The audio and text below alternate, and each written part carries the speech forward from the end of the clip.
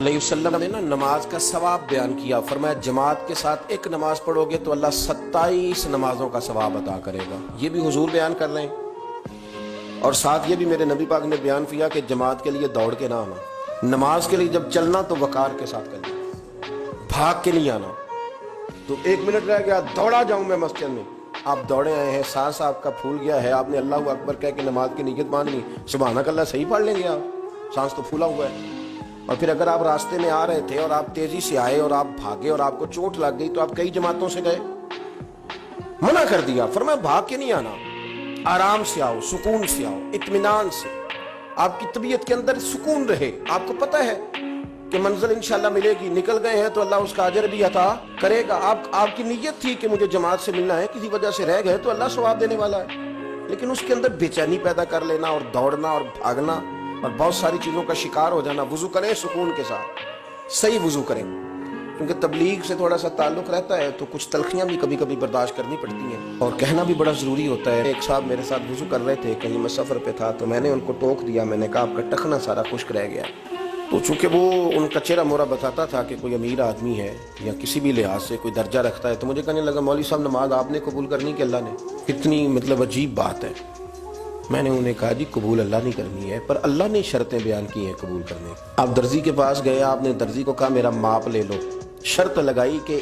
اس ماپ کا کرتا ہو، اس ماپ کا میرا پاجامہ ہو، اس ماپ کے میرے بازو ہو، شرط لگا کے آئے آپ، تو اگر اس نے غلط ماپ کا سی دیا تو قبول کر لیتے ہو؟ کر لو نا، پھر کیا ہوا ہے،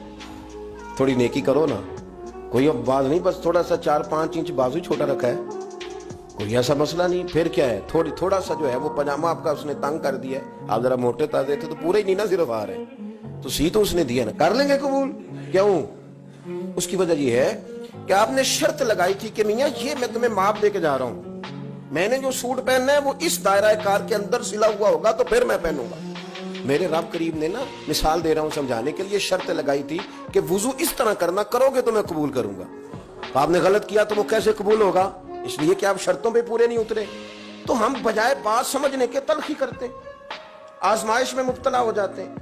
اور یقین کریں کہ پھر وہ چونکہ ہم جلد باز ہیں، آوازار ہیں، پریشان ہیں، تو ایسے سخت جملے کہتے ہیں۔ میں تو اللہ تعالیٰ کے فضل سے کئی دفعہ ہنستا ہوں سخت باتوں پہ، اور میرا تو ذہنی طور پر یہ ذہن بن گیا، میں کہتا ہوں یہ پریشان آیا تھا بیچارہ گھر سے، کسی تکلیف میں مبتلا تھا، بات کوئی اور تھی، تو چلو کوئی نہیں، کسی اور جگہ اگر غصہ نکال کے چلا گیا تو ٹھنڈا تو ہو ہی گیا ہے نا، کسی اور سے تو نہ لڑے گا۔ آپ تلخی نہ مزاجوں میں لائیں، اطمینان، سکون، وقار۔ اور میں آپ کو بتاؤں، جو والد ہے، جو باپ ہے، جو بڑا ہے،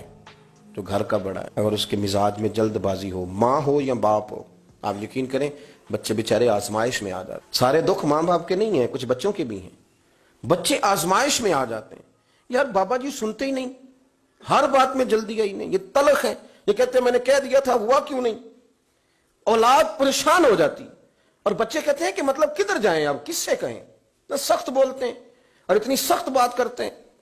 وہ بھائی ذرا ٹھہریں آپ، ٹھیک ہے بات اس میں کہ بچوں کو آپ نے آرڈر کیا تھا تو آپ کا اس وقت بڑا درجہ تھا، آپ کے حکم پہ فوراً جو ہے وہ ہاں کرنی چاہیے تھی، پر وہ انسان ہی ہے، مشین تو نہیں نا، وقت تو لگتا ہے۔ اور یہی حال بہت سارے نوجوانوں کا ہے، وہ کہتے ہیں ابا جی آپ کو کوئی ڈھنگ کا کام کرنا چاہیے تھا، دیکھیں میں کتنا پیچھے رہ گیا ہوں۔ اپنی طبیعت کی تلخی نے آپ نے دوسروں کے دل چیر کے رکھ دیے، آپ نے کسی کے جذبے کا خیال ہی نہیں کیا، کوئی احساس ہی نہیں پیدا ہوا، آپ نے دیکھا ہی نہیں کتنے لوگ آپ کی وجہ سے آزمائش میں آ گئے، آپ کی طبیعت کی جلد بازیاں کتنے لوگوں کی روحوں پر پیر رکھ کے چلی گئیں، کتنے لوگ تھے جن کے لیے آپ سہانے روح بن گئے، پر آپ نے اپنی طبیعت میں ٹھہراؤ پیدا نہیں کیا۔ سنو، ہم مدینے والے رسول کے ماننے والے ہیں۔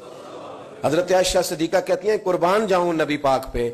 حضور بات کرتے تو اتنی ٹھہر ٹھہر کے کرتے، اتنی ٹھہر ٹھہر کے کہ اماں جی فرماتی ہیں میں اگر اپنے نبی کے لفظ گننا چاہتی تھی تو میں لفظ بھی گن لیا کرتی۔